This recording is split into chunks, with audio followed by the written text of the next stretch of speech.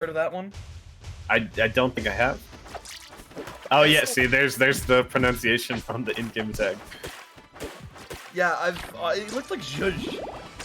It's just like what you describe when you add lemon to something. You give it a bit of zhuzh. I guess that makes German sense. term? Wait, what did you say? I said I think it's a German term, like because like the way it looks. It sounds French, but I think like the spelling is German. Anyway, I honestly wouldn't know enough, but before my ass starts getting hungry for the sesame chicken I got downstairs, Joux is doing very well here starting out, even an even game here with Alkali, who, as we saw, oh, never mind, off he goes. Off they go.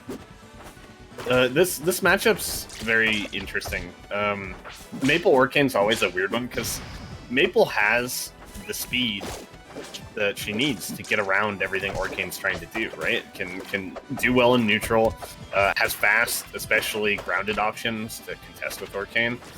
But the boxing with Orcane that he kind of forces you to do is kind of really difficult for her.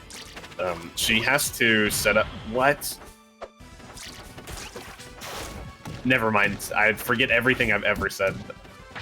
Alkali seeing like 4 parallel universes ahead. If he had enough speed, he would have had his QQ alignment back. Yeah, there was definitely some there's some dimensional realization there that we're just not seeing. Maybe he just went out to edgeguard the Invisible Man. You never know, but. Right, you know, like if you do flat wavelands on Joux for 24 hours, you build up enough speed to break across the parallel universes, and allows you to complete the Orcane Maypul matchup in 0 A presses. I believe it. It's a solid speedrunning tactic. Hard coded into the game. Dan told me once when we went out drinking. I'm totally not lying out of my ass. Well, now that you said that, I think you are lying, and. You must be, because the Maypul won the first game.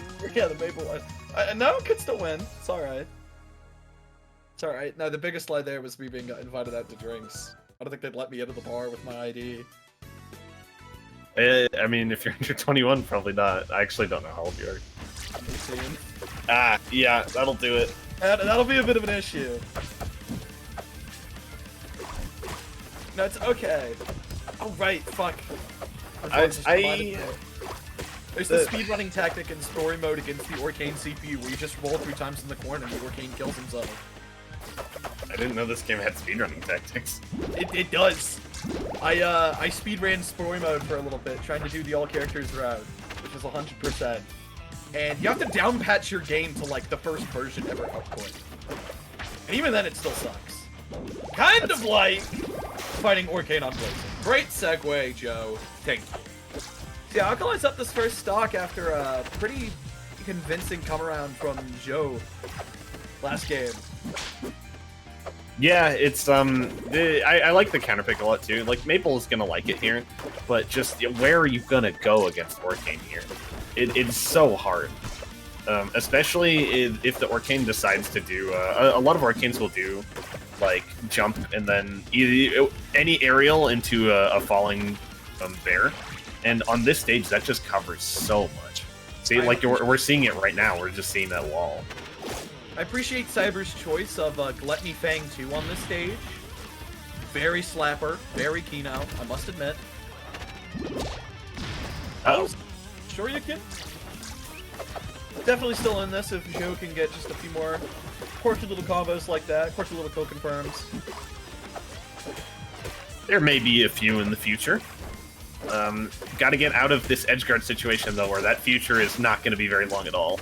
You know that meme that was floating around where it's the 3D rendered nerd emoji? Oh, well, shit. I think the QPU alignment finally synced up for Alkali there. I think so. That timeline just collapsed. You know the meme that was going around of like the 3D rendered nerd emoji that says, "Please stop poking my rib cage with a metal pole"?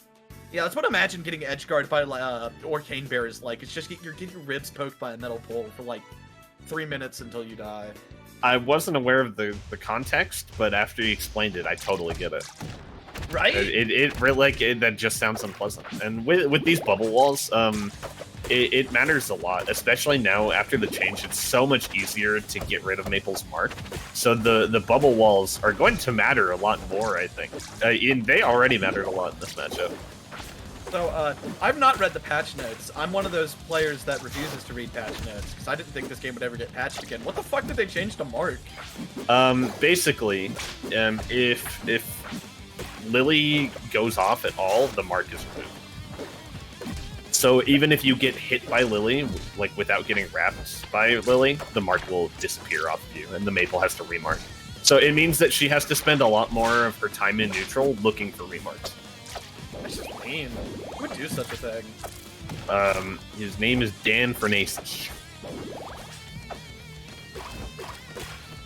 I don't like that Joux is fishing for these upstrongs on the recovery here. Like, throwing them out is good every once in a while, but I've seen a lot of just strong attacks at the ledge, and they're gonna miss a lot of the time, especially if the Orcane's going like lower. It's such a high commitment option. You really don't want to commit something like that against a character that can recover so quickly. Especially when, like, even if you time it correctly, Orcane just, like, removes his hurt box so you don't get hit. Exactly. Here's the back air wall. Doesn't quite catch anything, but fast enough on the dash attack to pick it up. Just has to... Yikes. Got the confirm there. Nothing we haven't seen before so far today. Just has to keep it moving, keep it schmoving, keep it schmeeving. Oh no, just throws the seed the other way. That's really unfortunate. That was definitely supposed to be turnaround seed, but just didn't quite get the input. That could have led to a lot more. This edgeguard, oh, go ahead. I was about to say, just has to be patient, he's got the setup. Orcane in reality is a setup character, people just lie to you and say otherwise. He's a something character, I know that. He's a water dog. It's Whale Dog, dude. It's Whale Dog. He's Water Rana.